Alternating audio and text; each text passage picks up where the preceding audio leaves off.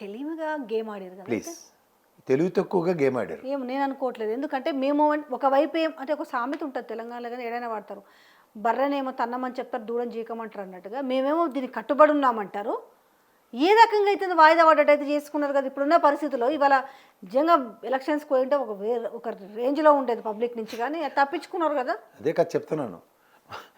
నువ్వు చెప్పినట్టు బర్రెని తనమని ఎవరనంటే ముందు నన్నే తన్నిండి ఓ పని అయిపోద్దని రేవంత్ రెడ్డి గారే తన్నించుకున్నారు. అదే ఉంది ఇప్పుడు.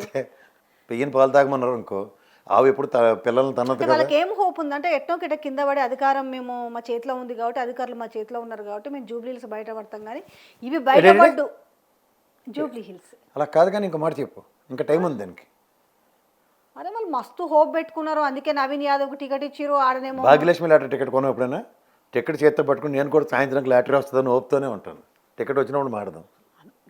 మీరు అట్లా మాట్లాడుతున్నారు ఎందుకమ్మా, నేను రేపు సర్వీ తీసుకొచ్చేస్తాను స్టాటిస్టిక్స్, నువ్వు చూద్దు. కానీ వాళ్ళు ఇది ఎంఐఎం క్యాండిడేట్ నిలబడిపోవడానికి అయిపోద్దాం అనుకుంటున్నాం మన పెళ్ళికి. అయితే ఇద్దరు ముగ్గురు ఎవరో మంత్రులు ఎంఐఎం మా అమ్ముల పొదిలో ఉందంటే వీళ్ళకన్నా పెద్ద మడతగా చేయించే బీజేపీ వాళ్ళు ఉన్నారు దేశవ్యాప్తంగా. ఏడపడితే అక్కడ కాంగ్రెస్ కొంప ముంచడానికి వెనకాల శంకల పెట్టి తిరుగుతాను ఎంఐఎంని. ఇక్కడ రాగానే వాళ్ళకి ప్రాంతీయ మమకారాలు ఎలా ఉంటాయో మీ వల్ల కాదు ఊహించడం.